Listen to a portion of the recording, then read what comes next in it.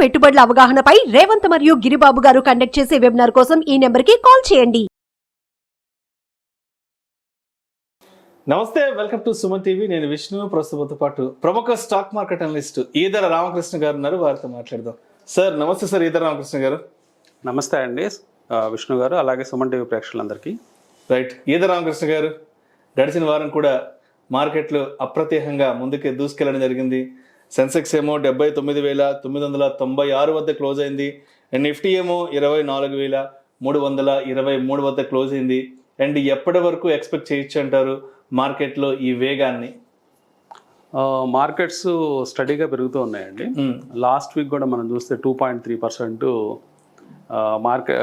Markets, అంటే అంతకుముందు వారం 2.3% పెరిగింది. పోయిన నెల అయితే 7% మార్కెట్స్ పెరిగాయి. లేటెస్ట్ వీక్ ఇప్పుడు మనం డిస్కస్ చేస్తున్నాము, 1st నుంచి 5th జూలై దాకా 1.3% మార్కెట్ పెరగడం జరిగింది. అంటే మనము 24,300 దగ్గరికి వచ్చేసామండి. 24,324.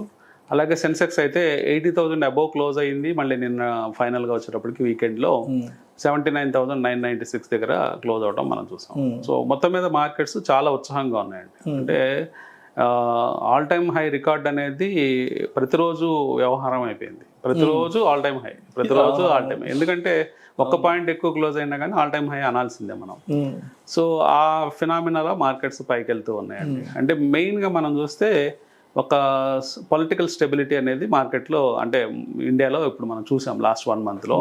సో పొలిటికల్గా ఇంకా వర్రీస్ లేవని మనం అనుకోవచ్చు. తర్వాత ఎఫ్ఐఎస్ వెనక్కి వచ్చారు. అంటే ఇదివరకు లాస్ట్ 2 years నుంచి కంటిన్యూస్గా సెల్లింగ్లో ఉన్న ఎఫ్ఐఎస్ కొన్ని రీజన్స్ వల్ల వాళ్ళు మళ్ళీ బ్యాక్ రావడం జరిగింది. సో వాళ్ళు మళ్ళీ ఇండియా మీద ఆశలు పెట్టుకున్నారు. ఈ మధ్యకాలంలో ఏం చేశారంటే లాస్ట్ 2 years కొంచెం వేరే ఎమర్జింగ్ మార్కెట్స్లో, అంటే చౌకగా దొరుకుతున్న మార్కెట్స్లో వాళ్ళు ఇన్వెస్ట్ చేస్తూ ఉన్నారు. లైక్ చైనా మార్కెట్ కావచ్చు, లేకపోతే వేరే బ్రెజిల్, ఇట్లా కొన్ని దేశాల్లో అలొకేషన్స్ చేసుకుంటూ ఉన్నారు. సో ఫైనల్గా మళ్ళీ ఇండియా వైపు దృష్టి పెట్టారని అనుకోవచ్చు. మెయిన్గా ఇండియాని మన బాండ్స్ని ఇంటర్నేషనల్ ఇండెక్స్లో చేర్చడం, తర్వాత ఇంకా కొన్ని కారణాలు, అంటే హెవీ వెయిట్స్ పిఈ రేషియోస్ అంత ఎక్స్పెన్సివ్గా లేకపోవడం.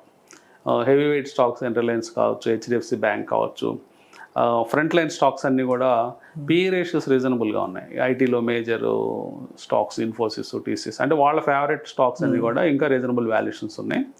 కానీ మార్కెట్లో కొంత యూఫోరిక్ కండిషన్స్ ఉన్నాయి. అంటే కొన్ని సెగ్మెంట్స్, పర్టికులర్గా ఎస్ఎంఈ సెగ్మెంట్ చూసుకుంటే చాలా హై పిఈ రేషియోస్ మెయింటైన్ చేస్తున్నాయి. మిడ్ క్యాప్, స్మాల్ క్యాప్స్ కూడా ఎక్కువ రేట్లలో ఉన్నాయి. కానీ లార్జ్ క్యాప్ స్టాక్స్ చూసినప్పుడు రీజనబుల్ వాల్యుయేషన్స్ ఉన్నాయి. సో అది వాళ్ళకి అట్రాక్టివ్గా అనిపించింది. సో అందువల్ల వాళ్ళు మళ్ళీ వెనక్కి వస్తున్నారు. లాస్ట్ 1 yearలో మనం చూస్తే 2,30,000 కోట్ల రూపాయలు, అంటే 2,36,000 కోట్లు ఎఫ్ఐఎస్, డిఐఎస్ బై చేయగా దాదాపుగా 1.26 lakh crores ఎఫ్ఐఎస్ సెల్ చేశారు. కానీ ఆ ట్రెండ్ ఇప్పుడు స్లోగా రివర్స్ అవుతుంది. సో మొత్తం మీద అందరూ బయింగ్ వైపు మొగ్గు చూపిస్తున్నారు. ఎఫ్ఐఎస్, డిఐఎస్ అందరూ ఇంట్రెస్ట్ చూపించడంతో మార్కెట్స్లో ఈ ఉత్సాహం ఉన్నట్టు మనకు అర్థమవుతుంది. మనకి 22nd జూలైన బడ్జెట్ ఉంది. సో బడ్జెట్ దాకా ఈ ఉత్సాహం కొనసాగే అవకాశం ఉంది. అట్లాగే రేపు 11th ఫస్ట్ రిజల్ట్స్, అంటే జూన్ క్వార్టర్ ఎండింగ్ రిజల్ట్స్ ప్రారంభమవుతాయి టీసీఎస్తో. సో మొత్తం మీద చూస్తే మార్కెట్లో ఈ న్యూస్లన్నీ చూసినప్పుడు మార్కెట్లో ఉత్సాహం కనిపిస్తూ ఉంది. అలాగే జిఎస్టీ కలెక్షన్స్ ఇవన్నీ స్టేబుల్గా కనిపిస్తున్నాయి. జిఎస్టీ కలెక్షన్లు దాదాపుగా 1,74,000 కోట్ల రూపాయలు వసూలైనవి లాస్ట్ మంత్. సో ఈ కారణాలన్నీ చేత మార్కెట్స్ ఉత్సాహంగా ట్రేడ్ అయినాయి అని చెప్పుకోవచ్చు. రైట్. అండ్ అదేవిధంగా గత 2 రోజుల నుంచి మార్కెట్లో బాగా హాట్ టాపిక్ డిస్కషన్లోకి వచ్చిన అంశం ఏంటంటే చీఫ్ జస్టిస్ డివై చంద్రచూడ్ గారు కూడా ఎన్ఎస్సి గురించి, అంటే ఎన్ఎస్సికి సంబంధించి, సెబీకి సంబంధించి కూడా వారు కొంత హెచ్చరికలు కూడా ఇచ్చినట్టు. అంటే మార్కెట్ చాలా ఆల్ టైమ్ హైలో వెళ్తున్నాయి. సో ఈ టైంలో కొంత జాగ్రత్త వహించాలి, ఇన్వెస్టర్స్ యొక్క ప్రయోజనాలను కాపాడాలంటూ కూడా వారు చేసిన వ్యాఖ్యలు కూడా అటు దలాల్ స్టేట్లో కొంత సంచలనంగా మారాయి. మరి ఆయన వ్యాఖ్యలు ఏ విధంగా చూడొచ్చు అంటారు? అంటే ఆల్ టైమ్ హై మార్కెట్ నడుస్తున్నప్పుడు జనరల్గా ఈ ఎవరైతే ఉంటారో, అంటే ముఖ్యంగా సెబీ, ఎన్ఎస్సి, ఎవరైతే ఏజెన్సీస్ ఉంటాయో, మెయిన్ మార్కెట్స్ని కంట్రోల్ చేసే ఏజెన్సీస్, వాళ్ళకి ఒక సూచన ప్రాయంగా ఆయన చెప్పడం జరిగింది. అంటే ఒక సందర్భం వచ్చింది, ఆయన ఎస్ఐటి అని సెక్యూరిటీస్ అప్లైట్ ట్రిబ్యునల్ అని చెప్పేసి సెబీ కంటే పైన ఉండే కోర్ట్ అనమాట.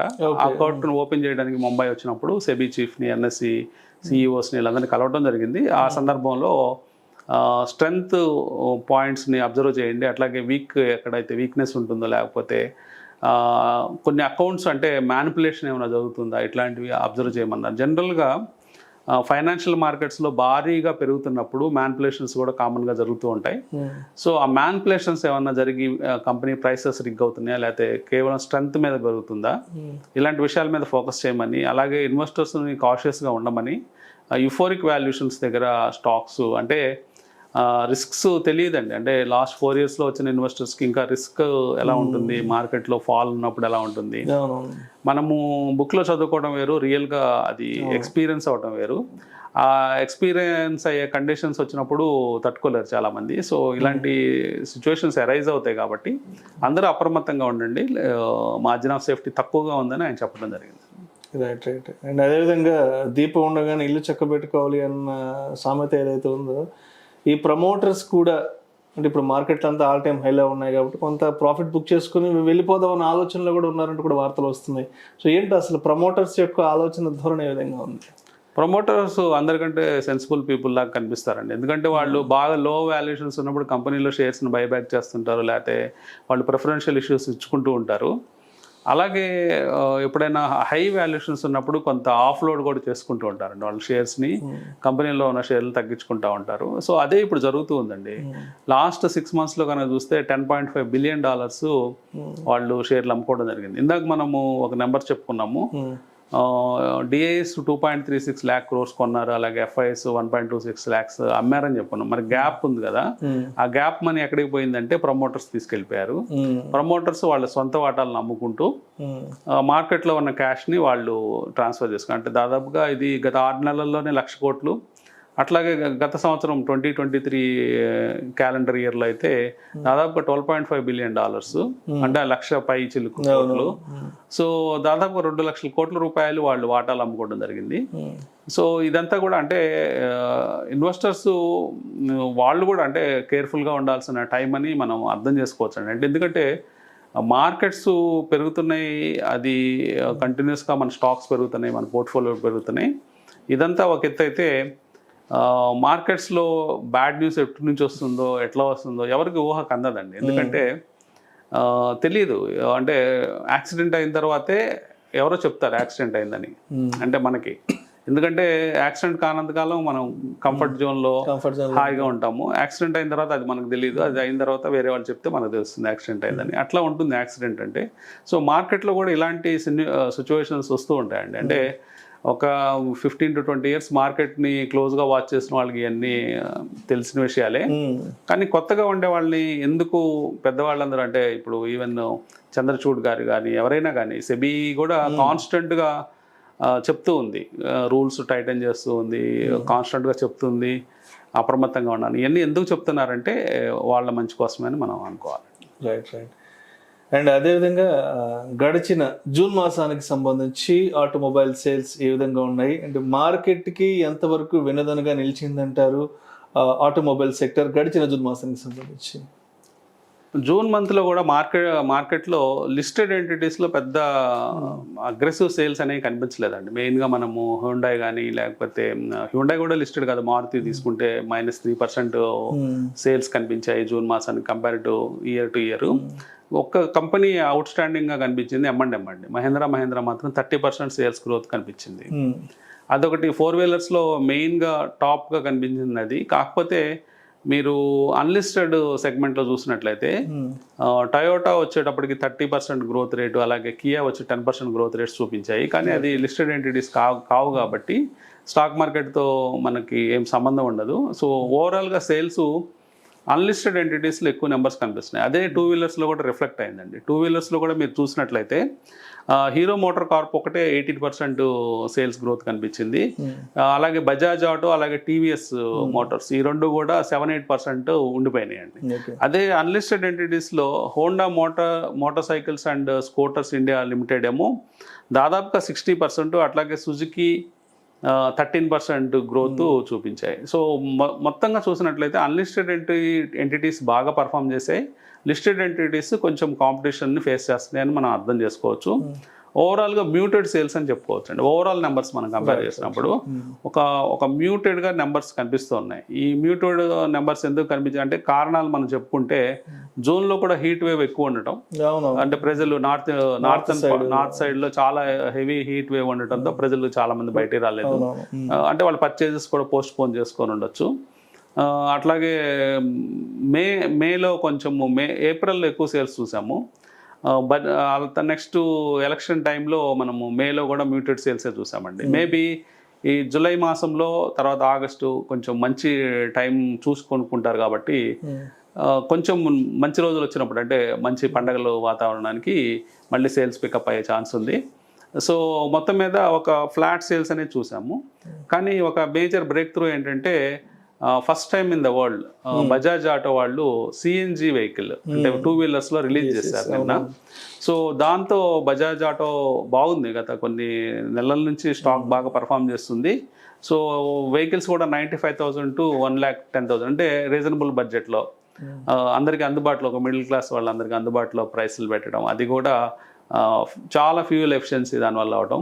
అంటే ఒక మిక్స్డ్ ఇంజిన్ ఇచ్చారనమాట, ఒక 2 kg సిఎన్జి సిలిండరు, అలాగే ఒక కొంత ఫ్యూయల్ ట్యాంకు, ఈ రెండు కాంబినేషన్లో వెహికల్ రన్ అవుతుంది. సో డ్యూయల్ ఫ్యూయల్ ఉండటం వల్ల ఎక్కువ ఇబ్బంది పడరు అంటే కన్జ్యూమర్స్ కూడా. సో బజాజ్ ఆటో స్టాక్స్ ఇంకా పెరిగే ఛాన్స్ ఉందండి ఈ పర్టికులర్ రిలీజ్ కారణంగా, భారీగా పెరిగే ఛాన్స్ కనిపిస్తుంది. అట్లాగే అశోక్ లేలాండ్ కూడా వాళ్ళు వెహికల్ రీస్క్రాపింగ్ అంటే పాత వెహికల్స్ని స్క్రాప్ చేసే మెకానిజాన్ని మొత్తం ఫ్రాంచైజీగా ఇవ్వడానికి సిద్ధపడింది. అంటే వాళ్ళు ఒక మోడల్ తయారు చేసి ఏ ఊర్లో ఆ ఊర్లో, లేకపోతే ఏ జిల్లాకు ఒక జిల్లాకు ఒకటో, లేకపోతే ఒక జోన్కి ఒకటో వాళ్ళు ఫ్రాంచైజీలు ఇచ్చే అవకాశం ఉంది. సో అశోక్ లేలాండ్ కూడా భవిష్యత్తులో పెరిగే ఛాన్సులు కనిపిస్తున్నాయండి. సో దాని మీద కూడా దృష్టి పెట్టమని చెప్తానండి. అండ్ ఇందాక జిఎస్టీ గురించి కూడా మీరు ప్రస్తావించారు, ఇప్పుడు కొంచెం డీటెయిల్గా మాట్లాడుకుందాం. గడిచిన జూన్ మాసానికి సంబంధించి జిఎస్టీ కలెక్షన్స్ కూడా అసలు ఏ విధంగా ఉన్నాయంటారు, ఏంటి అసలు? మనం జిఎస్టీ నెంబర్స్ 1.74 lakhs crores దాకా వచ్చిందండి. సో స్టాండర్డ్గా మనం చూస్తే 1,70,000 crores అనేది ఈజీగా మీట్ అవుతూ ఉన్నాం. అప్పుడప్పుడు కొంచెం నెంబర్స్ 1.9 అండ్ అబోవ్ కూడా మనం చూస్తూ ఉన్నాము. సో జిఎస్టీ నెంబర్ స్టేబుల్గానే ఉన్నాయని మనం అర్థం చేసుకోవచ్చు అండి. మొత్తం మీద ఈ జిఎస్టీ నెంబర్స్, అలాగే మనకి మెయిన్గా హెచ్ఎస్బిసి నుంచి పిఎంఐ ఇండెక్స్ నెంబర్స్ కూడా వచ్చాయండి. అంటే 60.5 రికార్డు నమోదయ్యింది. సో ఇండస్ట్రియల్ ప్రొడక్షన్ దానికి సంబంధించిన నెంబర్స్ అంటే మేతో కంపేర్ చేసినప్పుడు 60.2 నుంచి 60.5కి పైకి వచ్చింది. సో మ్యానుఫ్యాక్చరింగ్ కూడా చిన్నగా పుంజుకుంటుందని మనం అర్థం చేసుకోవచ్చు. ఇంకా అంటే అన్ని అవరోధాలు తొలగిపోయాయండి. మెయిన్గా పొలిటికల్ స్టెబిలిటీ చూస్తున్నాము, ఫండ్స్ కొరత లేదు, బ్యాంక్స్ అన్ని క్లీన్గా ఉన్నాయి. సో బ్యాంక్లో ఎన్పిఏ పార్ట్ తగ్గుతుంది. సో ఇవన్నీ కారణాలు అన్నీ కూడా జిఎస్టీ ఇంకా పెరిగేదానికి అవకాశాలు ఉన్నాయి. కానీ ఒక కొత్త వరవడి ఏంటంటే మంత్లీ నెంబర్స్, డీటెయిల్ ఫిగర్స్ అవి ఇచ్చే అవకాశం భవిష్యత్తులో లేదని అనౌన్స్మెంట్ చేశారు. సో నెక్స్ట్ మంత్ నుంచి బహుశా మనం డీటెయిల్ నెంబర్స్ జిఎస్టీ ఫిగర్స్ చూసే అవకాశం లేదు. సో ఈద రామకృష్ణ గారు, అంటే మనం కన్క్లూజన్గా మాట్లాడుకున్నాం, జూలై మొదటి వారానికి సంబంధించి మార్కెట్ పెర్ఫార్మెన్స్ గురించి మాట్లాడుకుంటే ఎంతవరకు సంతృప్తి ఇచ్చిన అంటారు? అండ్ సెకండ్ వీక్కి సంబంధించి ఏ విధంగా ముందుకెళ్ళే అవకాశం ఉందంటారు మార్కెట్? ఫస్ట్ వీక్ అంటే మంచి పర్ఫార్మెన్స్ చూసాం, 1.3% మార్కెట్స్ పెరిగాయి. సెకండ్ వీక్ అనేది మేబీ రేపు గురువారం దాకా మార్కెట్స్ కొంచెం కన్సల్టేషన్ మార్కెట్సే మనం చూసే అవకాశం ఉందండి. సో గురువారం నుంచి రిజల్ట్ సీజన్ స్టార్ట్ అవుతుంది. సో రిజల్ట్ సీజన్ స్టార్ట్ అయితే ఫస్ట్ వచ్చే కంపెనీస్ అంటే ఒక 2-3 ఐటీ కంపెనీస్ కావచ్చు, లేకపోతే 2-3 ఫార్మా, లేకపోతే హెవీ వెయిట్ కంపెనీస్ అంటే ఆటోమొబైల్ రంగం నుంచి, లేకపోతే వేరే సిమెంట్, ఏదో ఒక కొన్ని కంపెనీస్ వస్తే ముందు అర్థమవుతుంది ఈ సీజన్ ఎలా బిగిన్ అవుతుంది అనేది. సో దాన్ని బట్టి మార్కెట్ క్యూస్ తీసుకునే అవకాశం ఉందండి. సో మెయిన్గా ఐటీ ఇండెక్స్ పర్ఫార్మెన్స్ మనం క్లోజ్గా వాచ్ చేయాల్సిన అవసరం ఉంది ఈ వీక్లో. So once TCS, Infosys results out అయితే దాన్ని బట్టి మార్కెట్స్ ఫర్దర్ క్యూస్ తీసుకునే అవకాశం ఉందండి. సో మనకి మేజర్గా జూలైలో మనకి 3rd వీక్ తర్వాత మనకి 22nd బడ్జెట్. ఈ లోపల కొన్ని రిజల్ట్స్ వస్తాయి. దాదాపుగా 11th నుంచి మొదలైతే 22nd లోపలే దాదాపుగా మనకి టాప్ కంపెనీస్లో ఒక 20 కంపెనీస్ రిజల్ట్స్ చూస్తామండి. సో ఈ రిజల్ట్స్ని బట్టి మార్కెట్ బిహేవియర్ ఉంటుంది.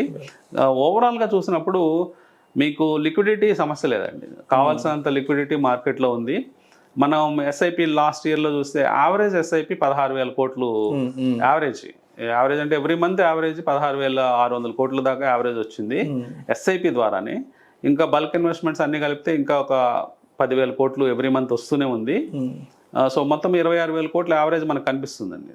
అట్లాగే చివరికి వచ్చేటప్పటికి ఆ యావరేజ్ చిన్నగా పెరుగుతూ ఉంది. సో లాస్ట్ మనకి జూన్ నెంబర్స్ రాలేదు, కానీ మేలో 36,000 crores బల్క్ ఎస్ఐపి కలిపి వచ్చాయి. So SIP numbers 21,000 crores hit అవుతున్నాయి.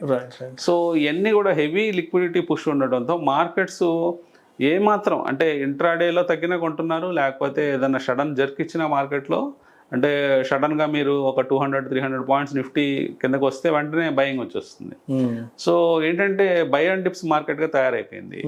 సో ఏమాత్రం చిన్న డిప్ వచ్చినా కానీ బై చేస్తూ ఉన్నారు. సో ఇన్వెస్టర్స్ కూడా బై అండ్ డిప్స్ మార్కెట్ కాబట్టి ఎప్పుడైనా మీకు మీ స్టాక్ కొంత 5-10% ఏమన్నా దిద్దుబాటు జరిగితే అది ఒక బయింగ్ పాయింట్గా పెట్టుకోవచ్చు. అంటే నా ఉద్దేశం అన్ని స్టాక్స్ కాదు, కొంచెం క్వాలిటీ నేమ్స్ ఉండి జనరల్గా సెక్టోరల్ వీక్నెస్లో కొనుక్కోవచ్చు. ఒక సెక్టార్ని కొడుతూ ఉంటారండి, అంటే సెక్టార్ని కిందకి తీసుకెళ్తూ ఉంటారు. అట్లాంటి టైంలో ఏదన్నా మన స్టాకు మళ్ళీ రివర్సల్లో ప్లాన్ చేసుకోవచ్చు అండి. సో ఓవరాల్గా మార్కెట్స్ అయితే కంఫర్టబుల్గా ఉన్నాయి, అందరికీ మంచి రిటర్న్స్ ఇస్తున్నట్టు కనిపిస్తుంది. Right. Thank you so much either Ramakrishna గారు. గడిచిన వారం అంతా మార్కెట్లో ఏం జరిగింది అండ్ రాబోయే వారం మార్కెట్లో ఏం జరగబోతోంది అనే దాని గురించి మన ప్రేక్షకులకు చాలా డీటెయిల్డ్గా మీ అనాలిసిస్ తెలియజేస్తారు. Thank you so much sir. Thank you అండి. సుమన్ టీవీలో మీ పర్సనల్ అండ్ బిజినెస్ ప్రమోషన్స్ కోసం కింది నెంబర్కి కాంటాక్ట్ చేయండి.